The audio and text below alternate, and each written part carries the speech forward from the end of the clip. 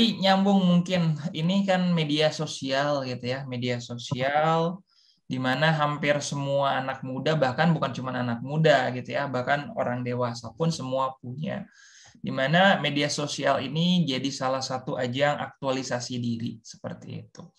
Dan mungkin kalau kaitannya dengan hukum gitu ya, kan ada nih kalau sekarang ini Kang Lukman apa UU ITE gitu ya, ataupun mungkin Kang Lukman ada regulasi lain, mungkin ada nggak sih yang perlu hati-hati gitu ya bagi anak muda khususnya, jangan terlalu gimana gitu karena bisa bahaya buat ada konsekuensi hukumnya gitu. Ada nggak sih hal-hal simpel yang harus diperhatikan dalam bermedsos? Kalau yang saya boleh jelaskan tuh gini ya, Budi. Kalau kita terlalu concern, kita terlalu hati-hati itu juga jadi anti produktif. Dalam artian apa? Ya saya bilang sosial media itu sangat ngangkat kalau kita ngomongin selling, kita ngomongin marketing, kan gitu. Nah, inilah yang kadang orang nggak bisa bedain gitu ya. Dia memasukkan unsur pribadi dalam hal yang sifatnya bisnis. Bahasa saya gitu aja. Biar ditangkapnya mudah. Kenapa? Karena kalau saya pribadi punya sosial media, mending saya bangun brand image saya. Daripada apa? Saya ngomongin orang, saya itu ini, hai, ngapain? Sosial media itu dibuat untuk apa? Untuk men-spread. Spread itu kan menyebarkan kan? Ya tinggal kita tentukan aja apa yang mau kita sebarkan. Brand image atau brand awareness lah kalau bahasa marketingnya kan gitu. Atau misalnya terkait dengan apa? Terkait dengan hal-hal yang kita punya. Ya sorry Pak Budi juga jangan kecil hati nih sekarang subscribernya masih di angka ratusan. Saya punten ya, ini saya tegas aja nih. Tapi apa? Realita itu. Kita tuju itu kan semangat kita untuk menyebarkannya Pak Budi. Ya. Urus nyata misalnya receivernya nggak ada, ya udah bukan kesalahan Pak Budi kan. Dan itu pun di luar kontrol Pak Budi kan gitu. Cuman kalau saya lihat nih, karena Pak Budi ada kewajiban secara moral untuk menyebarkan hal baik ini ke teman-teman, kan nggak ada salahnya teman-teman juga di-invite. Kan gitu ya Pak Budi ya. Nah balik lagi tadi ketika ngomongin regulasi. Nah kalau misalnya kita udah bisa memilah-milah itu gitu ya, insya Allah lah nggak akan ada yang kita kenal pasal hate speech lah, apalah. Pertanyaan saya sederhana. Pernah nggak ada hate speech terkait dengan bisnis? Bahasa saya nih, simpel aja. Pernah nggak mungkin Pak Budi, teman-teman, mendengar hate speech itu tentang bisnis? Pasti ada. Pasti ada. Pasti ada kan? Tapi kan angkanya lebih minim daripada kita ngomongin secara kehidupan sosial kita. Ya. Nah, makanya bahasa saya kan itu yang bisa kita minimize, yang kita sempit. So, kita mulailah atau arahkan sosial media tuh. Bukan saya nggak boleh kalian nongkrong, silakan aja. Ya.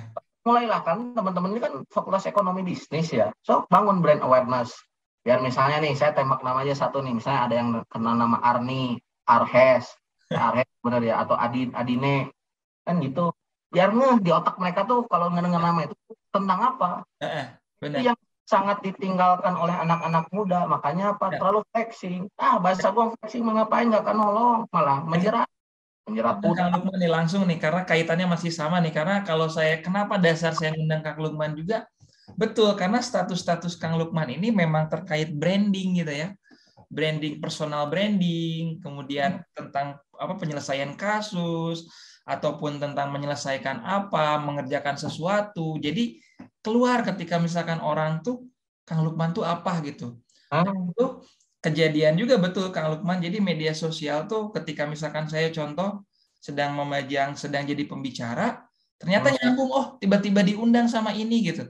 Ternyata media sosial sebenarnya kalau dipakai yang hal bermanfaat ataupun personal branding bisa gitu ya Kang Lukman. Gak cuma flexing gitu. Ya balik lagi, kalau kalian artis flexing nggak masalah. Pertanyaan saya, kalian artis bukan? Simpel aja pertanyaan saya. Memang kalau artis flexing haruslah. Kan gitu, supaya apa? Ngenaikin rate fee-nya berapa, kan gitu. Ya kalau misalnya kita artis nggak pakai barang branded, siapa orang yang mau lihat? Siapa brand ambassador? Dia mau jadi brand ambassador apa, kan gitu. Ya makanya bahasa saya sederhana apa, Budi? Kalau saya sosial media dipakai bisnis, itu minimal lah pasal-pasal yang terkait. Saya sih nggak usah sebutin pasal-pasal lah. Supaya maksud saya itu apa, saya pengen lebih menekankan kepada mindsetnya. Kan gitu, itu akan terminimalisir dengan sendirinya. Karena kalian akan mikir, kalau udah ngomongin bisnis, gue harus tulis apa nih?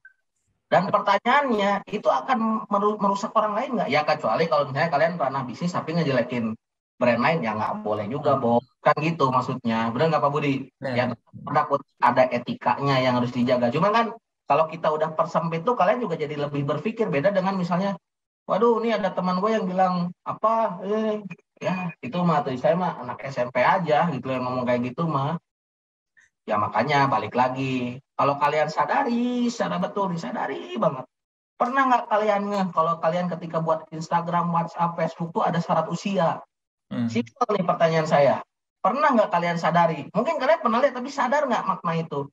Ya tadi, karena dengan kita sudah menyatakan kita dewasa, bahkan saya dulu ya waktu SMP saya bikin Facebook, saya ingat betul tuh Pak Budi. Saya geser tahun lahir saya, jujur nih saya mah. Mungkin Pak Budi nggak ngalamin ya, tapi kalau saya ngalamin ngegeser.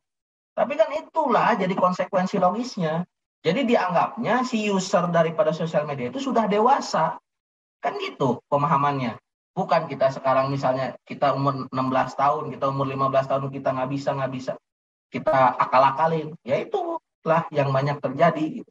Nah itulah hal-hal basic yang saya coba kasih gitu ya. Utamanya untuk menghindarkan kalian daripada kasus-kasus hukum. Karena saya maksudnya apa ya, kalau saya takutnya ngomongin hukum banget, nanti teman-teman juga boring, ngantuk, ngomong apa sih ini orang, bukan bidang gue, kan gitu. Tapi minimal kalau saya kasih pagar-pagarnya, so mudah-mudahan ini jadi diskusi awalan, kan gitu. Kalau misalnya next ada lain, sok saya mah enggak. Cuman istilahnya Pak Sok, saya mah kasih stimulus aja kan dari tadi juga. Benar nggak sih omongan saya? Kalau saya pribadi saya syukur-syukur nggak benar. Pertanyaannya benernya dari mana? Ya cari sendiri. Jadi kemampuan untuk mencari informasi itu lebih ditekankan ya, Kang Lukman nih. Betul kan, ya kan kalian sudah mahasiswa kan gitu. Maha gitu. Iya, kalau doktrin senior saya kan, lu kan udah mahasiswa ya maha apa dulu kan gitu. Oke, Kang Lukman bicara soal bisnis mungkin. Ini saya penasaran nih, Kang Lukman tuh kayaknya banyak banget kalau saya lihat di medsos tuh bisnisnya. Lagi jalanin bisnis apa aja nih tentunya selain di konsultan hukum. Kayaknya banyak nih. Bisa jadi inspirasi buat teman-teman nih soal bisnis. Ya kalau saya sih prinsipnya apa ya, kalau punya basic bisnis sih nggak punya. Pak Budi dalam artian orang tua saya PNS, ibu saya ibu rumah tangga, kakek nenek saya guru dari bapak, kakek nenek saya dari ibu itu dokter lah gitu. Mungkin jauh lah ngomongin ke ranah bisnis. Cuman kenapa saya sudah mulai mau menggeluti? Karena satu prinsipnya saya selalu merasa bodoh. Itu dulu. Mungkin kalau kita ngomongin hukum, ekonomi, akuntansi, dan lain-lain, kalian udah punya gelar profesor, nggak usah pinter kan? Tapi pun nih profesor-profesor yang mendengarkan bicaraan saya jangan tersinggung. Nah, bahasa saya apalagi yang dicari, kan gitu. Nah sekarang kalau pertanyaan Pak Budi, apa aja yang sudah dijalankan? Ya saya mah apa aja. Saya punten ya, mungkin saya boleh bilang, alhamdulillah, saya adalah tabungan hari tua buat orang tua saya mah. Kan saya juga dipercayalah ngelola kosan dan lain-lain. Tapi punten jangan dianggap itu enteng. Gua mah dari tanah merah saya udah di sini. Mulai dari businya saya tahu, pipanya saya tahu, kan gitu. Itu dulu istilahnya. Yang kedua, saya juga adalah bisnis-bisnis yang bekerja sama dengan lain kayak mau bikin coffee shop dan kawan-kawan.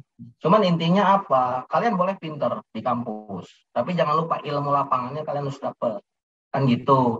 Kenapa? Kadang ada orang tuh yang pengen pinter aja di kampus. Dalam artian apa? So kayak saya juga banyak. Pokoknya saya bahkan sangat berpotensial. Ya udahlah. Kalau bahasa orang tua saya, ini mah bahasa orang tua saya bukan bahasa yang lain ya. Bahasa orang tua saya. Udahlah, kamu tuh mau ngapain sih kan di sekolahin tuh juga ayah juga masih ada, masih bisa ngasilin duit, Islam kosan ada. Ya, maaf ya, saya harus bilang nih kalimat sederhananya. Terkadang orang yang paling sayang sama kita itu yang paling berpotensi menghambat pertumbuhan kita. Saya bukan berarti saya nggak sayang sama orang tua nggak, tapi saya ngasih pengertian. Betul kalau kondisinya ayah masih ada, betul kalau kondisinya bisnis ini masih berjalan.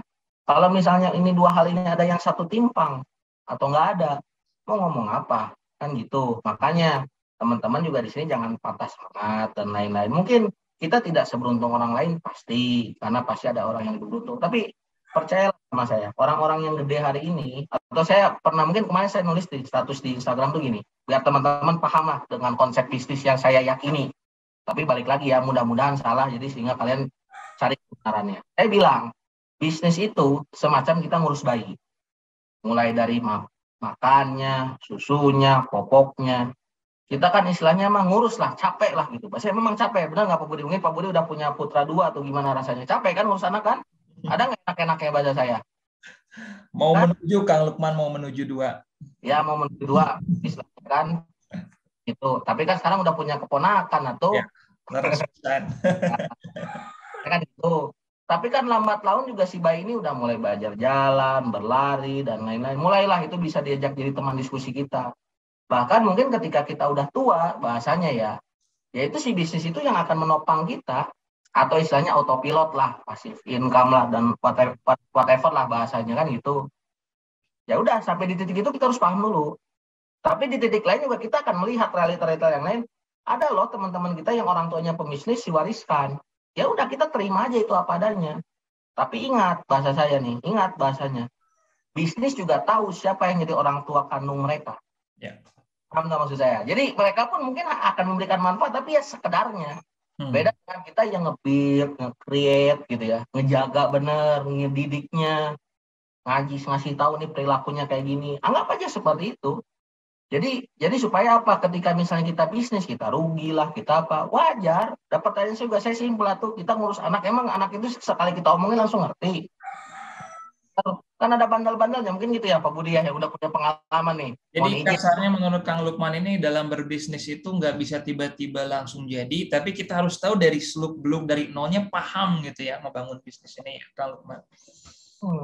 Ke dalam gitu ya, dari awal membangunnya, meniti karir dan lain sebagainya seperti apa. Jadi kita benar-benar total dalam berbisnis. Karena Kang Lukman ini, wah saya lihat keren nih bisnisnya banyak nih. Barangkali udah mau menikah ya kalau punten nih gitu. Nah, dan lagi Pak Budi yang harus saya sampaikan, kalau kalian memang misalnya berkeputusannya di pembisnis, memang kalian nggak punya slip gaji. Bahasa saya nggak punya slip gaji, betul ya Pak Budi ya, masuk akal ya. Tapi ingat bos, cash flow itu lebih besar dari gaji. Itu aja bahasa saya. Dibilang saya sama teman-teman yang pebisnis itu naik gitu ya. Kalau misalkan PNS misalkan ataupun pegawai gini gitu ya, garisnya lurus gitu. Padahal kalau misalkan kita baca detak jantung aja kan yang bagus tuh yang gini ya, Om Lukman gitu, yang naik turun gitu, bukan yang lurus gitu. Oke, keren. Kang Lukman, mungkin saya sedikit lagi nih tentang buku mungkin ya, membaca lah ya, membaca. Kalau kita ngelihat fenomena ataupun data faktanya, kalau ngelihat ranking PISA 2016, Indonesia masih cukup rendah gitu, berada di posisi kedua terakhir seperti itu, terkait matematika dan lain sebagainya. Ini ada kaitannya lagi kalau misalkan ternyata gitu ya, negara-negara yang cukup rajin membaca itu seperti negara-negara Finlandia, Swedia, ataupun Denmark, ataupun Belanda, ternyata korelasinya adalah mereka juga negara-negara yang ternyata adalah negara-negara bahagia di ranking 1. Negara-negara yang korupsinya rendah ternyata di ranking awal-awal. Negara-negara yang bersih ternyata di ranking-ranking awal. Menurut Kang Lukman gitu ya, ada nggak sih kaitannya dengan orang Indonesia tuh rendah minat membaca bukunya? Karena kalau saya kaitin Kang Lukman, kalau pernah, saya lihat status kalau nggak salah, Kang Lukman beli buku sampai jutaan kalau nggak salah gitu. Apa sih arti buku menurut Kang Lukman dan kutu buku ini kaitannya dengan kita semua anak muda? Simpel. Kalau buku itu ada yang nulis, dan itu yang nulis itu pasti dia punya pengalaman, pengetahuan, ilmu dan lain-lain sehingga dia valid ya disebut sebagai penulis. Pertanyaan saya simpel. Ini sekarang tuh zaman copy paste lah. Bahasa saya sederhana lah, copy paste aja. Ya sekarang kalau kita nggak bisa nemuin orangnya, ya kita baca karyanya, kan gitu. Kalau kita nggak bisa baca karyanya, kan banyak sekarang mah penulis-penulis juga yang bikin kanal YouTube, kan gitu. Mungkin juga misalnya saya kan nggak tahu nih Pak Budi punya buku atau enggak. Tapi ya semalas-malasnya kita baca buku, kan kita bisa dong dengan pendapat. Nah justru lah tadi yang saya bilang Pak Budi di awal. Ini anak-anak sekarang itu lebih banyak nyari benefit. Kasar saya mah transaksional, kasar saya mah. Dalam artian apa? Ketika kita melangkah satu, langsung harus ada apresiasi. Ketika langkah dua, harus ada apresiasi. Tanpa nyari opportunity. Nah mungkin tadi ada pertanyaan Pak Budi kan sederhana. Ada nggak koreksi? Ada. Kalau kalian baca buku, pasti kalian lebih banyak ada opportunity. Singkatnya bahasa saya gitu. Dalam artian apa? Opportunity untuk kalian mulai ngevaluasi diri. Oh yaudah, berarti saya startnya dari mana nih? Kalau saya lihat dari buku ini, atau minimal lah, saya emang nggak mau maksain lah, kalian harus baca buku, itu mah kesadaran kalian aja lah gitu ya. Atau kalian searching aja deh di YouTube gitu ya. Makanya saya tahu Yuval Harari itu ya saya lihat di YouTube dan bukunya bagus juga kan gitu. Kadang kan seginya ke sana kan. Nah itu, karena apa? Mentalitasnya tuh nggak nyari opportunity. Itu yang saya sayangkan. Saya sih punten Pak Budi, jangan tersinggung.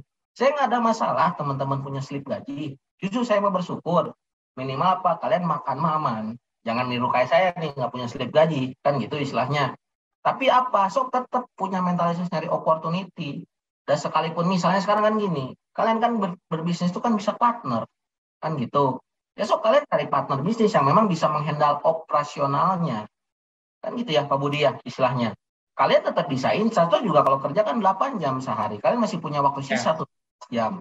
Nah itu contohnya. Nah balik lagi korelasi ke buku. Buat apa? Yaitu untuk membentuk mindset opportunity. Makanya maaf, orang Indonesia tuh banyak yang cekak. Saya to the point aja nih.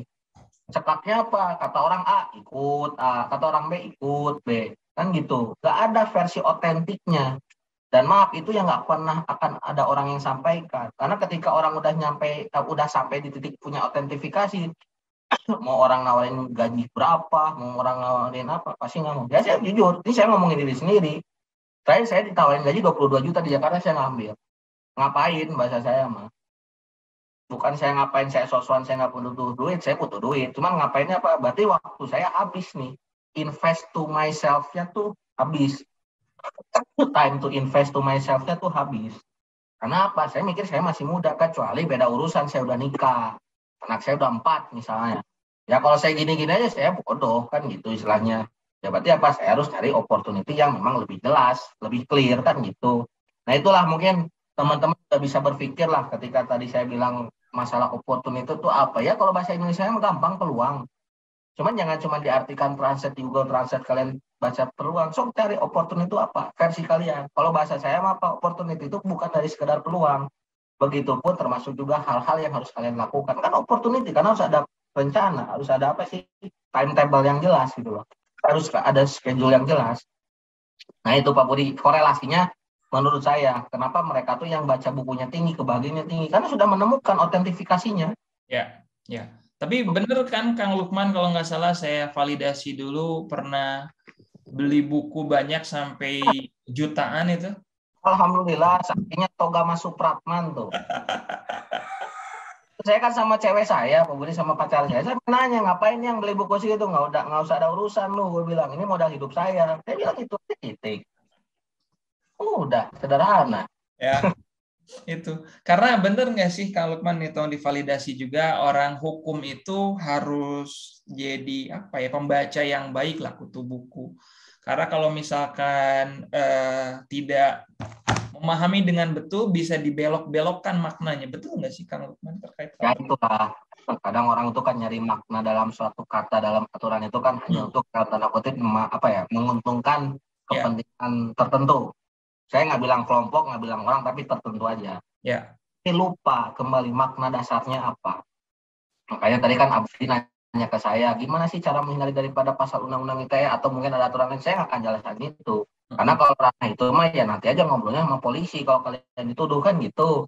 Cuman yang makna dari yang ada dalam undang-undang ITE itu apa? Kesiapan kalian dalam bersosial media, kesiapan kalian dalam berinternet.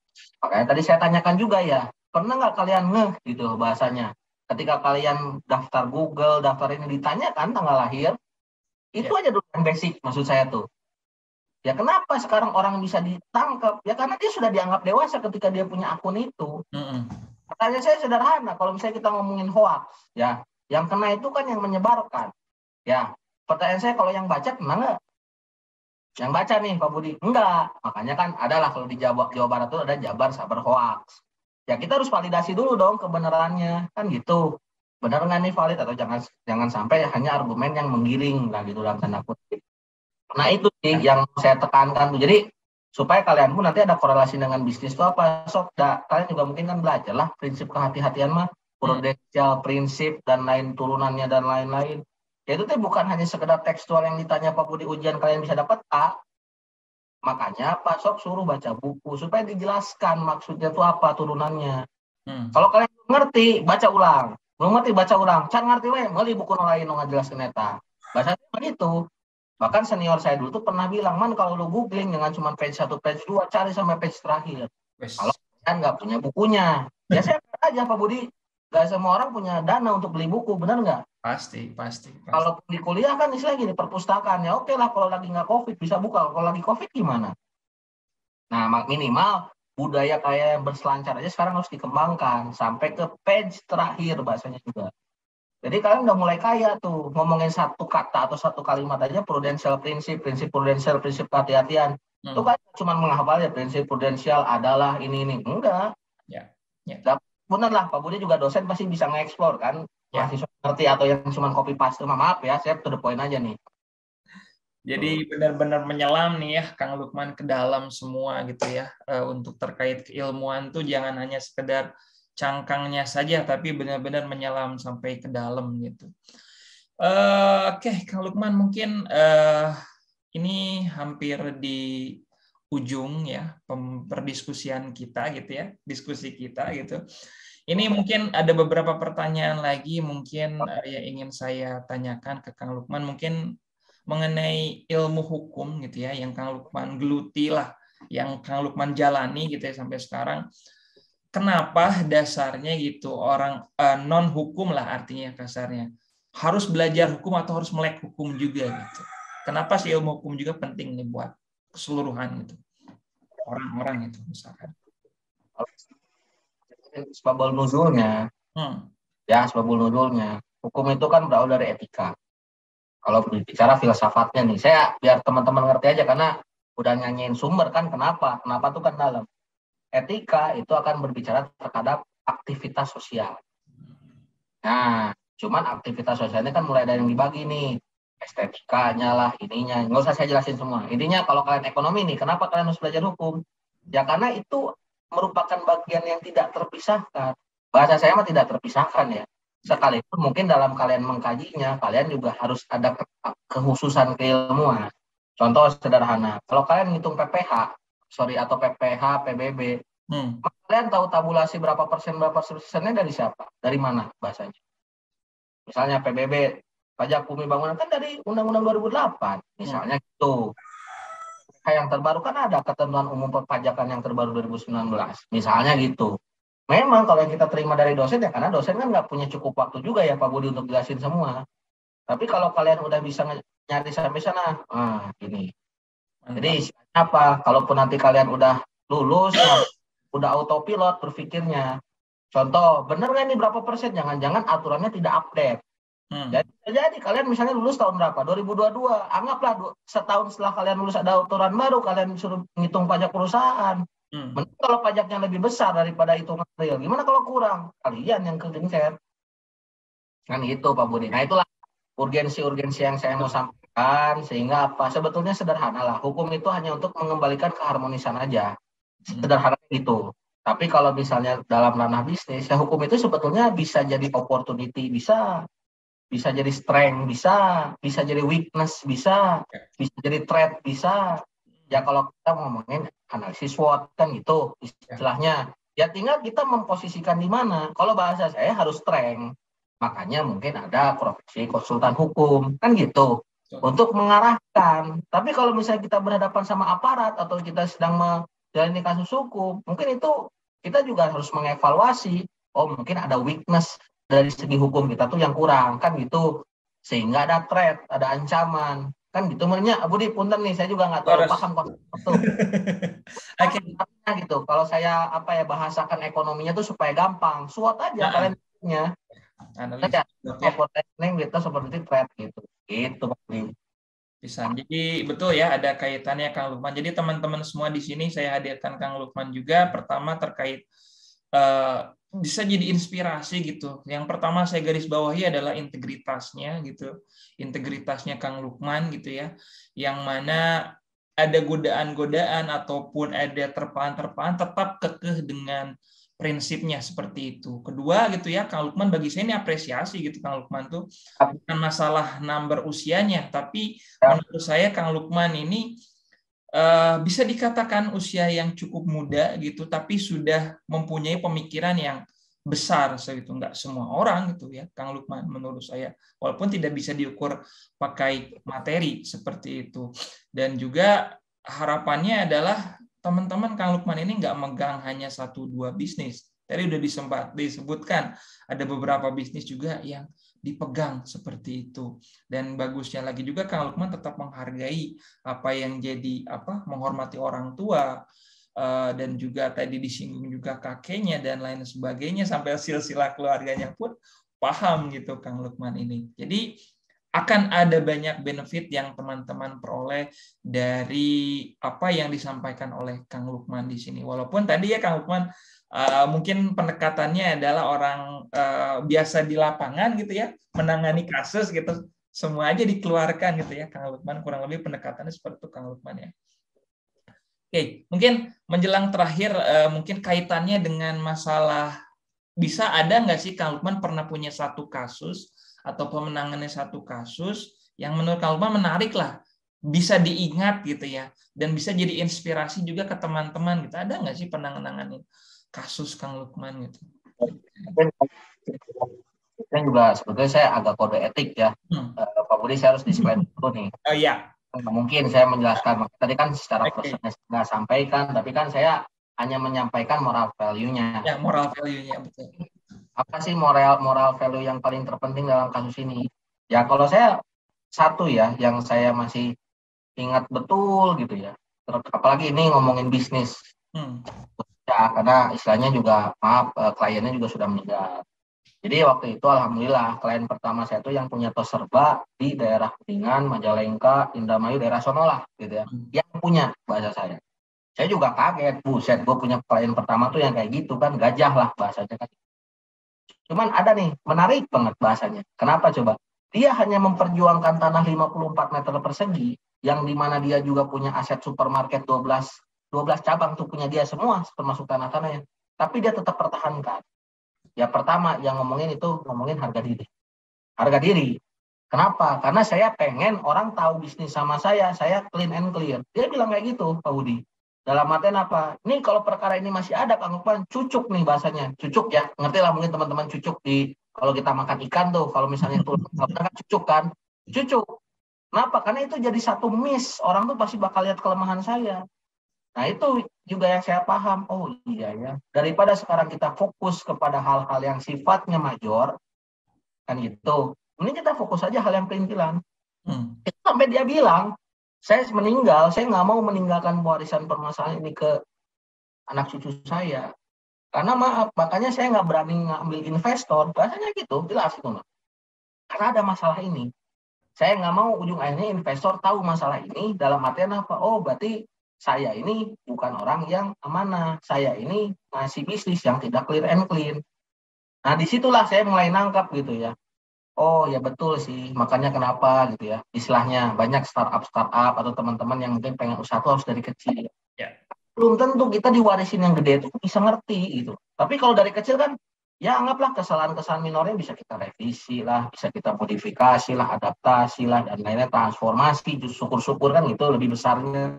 Nah itu, bertahap dia sampai cerita, saya punya 12 supermarket itu, awal mulanya saya jualan dorongan ini alat bangunan saya mah pasir.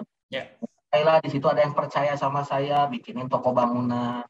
Mulailah di situ saya cash flow-nya saya paksain aja. Kalau pas saya sama keluarga tanya tuh, anak saya Marco namanya, makan tuh bubur sehari sekali. Ngomongnya begitu Pak Budi. Tapi apa? Saya pengen keuntungan saya bisa bikin toko bangunan punya saya. Akhirnya apa? Malah yang investornya itu yang ngutang ke saya katanya. Jadi dibeli, dia punya 2-3 toko bangunan. Cuman dia mikir lagi, aduh saya ngapain punya toko bangunan gini-gini. Ya dia manfaatin lah, bikin gerai-gerai kecil kayak mungkin sekarang Indomaret apa. Sampailah sekarang punya supermarket. Itulah yang kalau tadi bahasa Pak Budi, apa sih yang paling berkesannya. Karena saya tuh kalau nanganin kasus tuh bukan hanya ngomongin kasusnya toh. Kalau itu mah istilahnya mah sejam 2 jam juga beres lah dibahas. Cuman apa ya, histori orangnya, terus gimana perjalanan hidupnya. Jadi apa ya, membuat saya tuh lebih termotivasi. Ya mungkin itulah, saya mungkin sepinter teman-teman yang sekarang mungkin di dunia akademik, saya jujur aja, yang perkembangan teorinya mereka ngikutin. Tapi kalau misalnya perkembangan kehidupan, apalagi ngomong histori, saya bisa mengklaim saya orang yang paling halus perasaannya. Terakhir kemarin, saya jujur aja, saya diminta tolong, doain lawyer, gini-gini. Itu benar-benar kliennya tuh yang nggak bilang ke saya nggak punya duit, nah, cuma karena kenalan saya bayarin tuh mulai dari makan sampai bayar lawyernya sama saya. Dia sampai makasih kalau buat tabung nggak apa-apa. Saya bilang. Ada kalanya saya nerima duit dari ibu, tapi ada saatnya juga saya harus kasih lah buat ibu. Karena apa, pendekatannya saya selalu tetap saya nganggap orang tua kalian saya tuh. Ya saya jujur saya nggak pernah bilang saya udah maju gitu. Saya masih muda, saya bilang sok saya mah nganggap orang tua saya masih. Makanya alhamdulillah rezeki mah ada aja gitu Pak Budi. Mungkin dari pola pendekatan saya yang personal seperti itu mungkin beda ya. Kalau saya datang bawa BMW, saya datang bawa apa, waduh orang udah mundur atau bos, waduh harus bayar apa sih gue. Tuh, hanya mah. Itulah contoh yang harus bisa saya share lah gitu ke teman. Jadi jangan takut kalian tuh sekarang kecil gitu. Jangan takut. Nah biarin aja orang lain gede-gede aja silahkan. Nggak usah iri, nggak usah. Dengki nggak usah. Jalan aja yang penting progres. Gitu Pak Budi. Simpel Kang Lukman, benar banyak makna-makna yang diperoleh gitu kalau saya summarize itu ya. Tadi yang pertama banget adalah terkait kejujuran, integritas, apa adanya gitu ya. Tadi Kang Lukman akhir-akhir ya udah apa adanya aja, jalani gitu, nggak usah terlalu ngoyo ingin besar ataupun ngoyo ingin dilihat orang baik dan lain sebagainya gitu ya. Karena juga tadi yang dimention Kang Lukman juga nih buat teman-teman semua adalah ada makna ataupun ada ilmu yang bisa kita peroleh kalau kita banyak diskusi dengan banyak orang ataupun ketemu banyak orang. Orangnya siapa, backgroundnya seperti apa yang akan bisa kita peroleh gitu ya. Bukan objeknya tapi subjeknya seperti itu. Jadi teman-teman semua di sini gitu ya, mudah-mudahan ini jadi sebuah diskusi yang bermanfaat. Perlu saya cek sound dulu nih Kang Lukman. Apakah rekan-rekan semua masih berada di sini teman-teman? Ada Pak. Masih Ada Pak. Oke. Ada ya, alhamdulillah. Terima kasih teman-teman masih menyimak sampai terakhir. Ini masih 90 partisipan nih Kang Lukman. Mudah-mudahan nih Kang Lukman berkenan ya hadir di sini memberikan apa istilahnya ya, diskusi dan pengalamannya terkait kondisi lapangan jadi konsultan hukum ataupun bisnisnya dan lain sebagainya. Mungkin terakhir aja Kang Lukman, ada nggak pesan-pesan buat generasi muda? Karena kan sebaik-baiknya orang adalah yang bermanfaat ya Kang Lukman. Ada nggak nih yang ingin disampaikan buat generasi muda, teman-teman Unpas khususnya ini? Silakan Kang Lukman. Suaranya kayaknya nggak keluar nih Kang Lukman.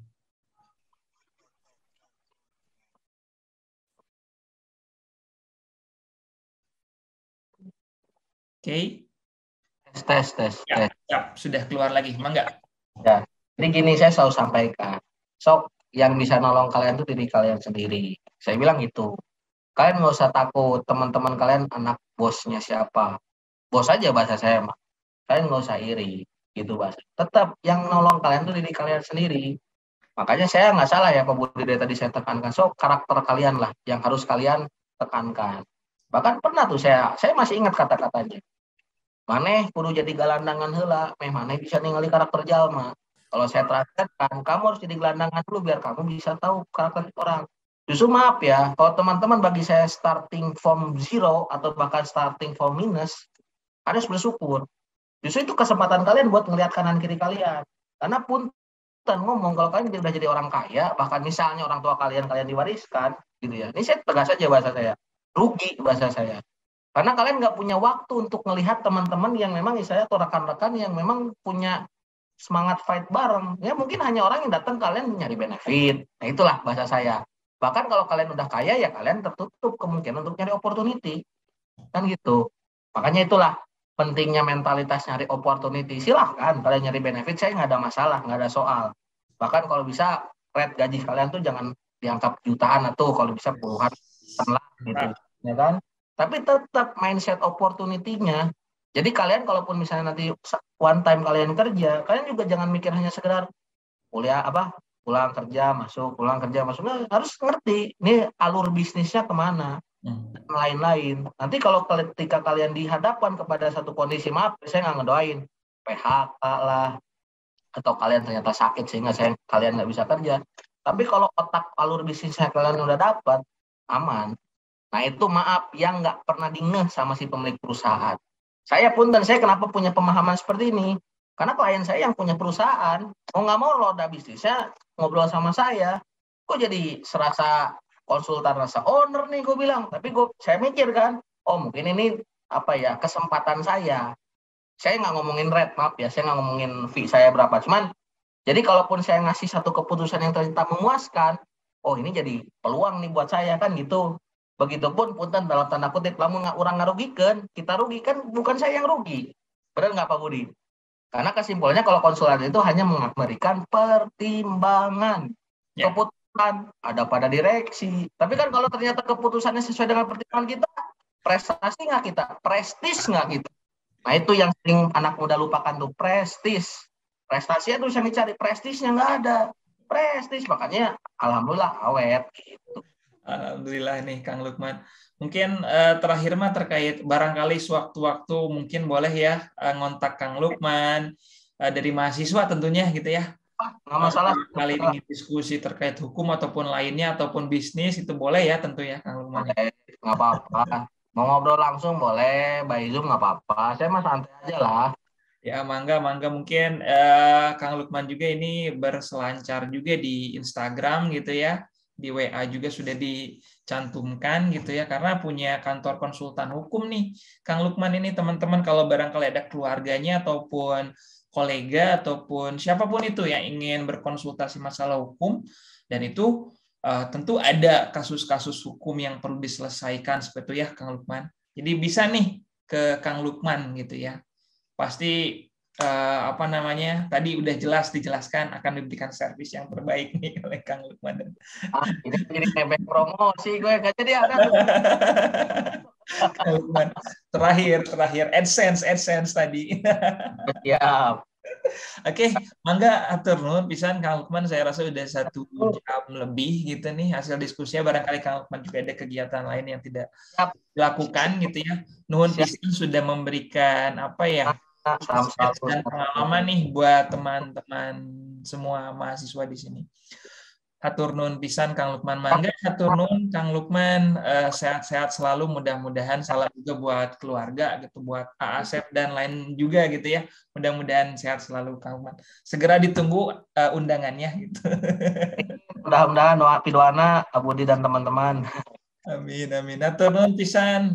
Ya, saya Jitif ya. Mangga hatur nuhun. Assalamualaikum, sehat semua teman-teman. Mangga. Terima kasih teman-teman semuanya. Silahkan jangan lupa buat absen juga. Hatur nuhun rekan-rekan, saya akhiri untuk diskusi hari ini. Wassalamualaikum warahmatullahi wabarakatuh. Waalaikumsalam warahmatullahi wabarakatuh. Makasih Pak.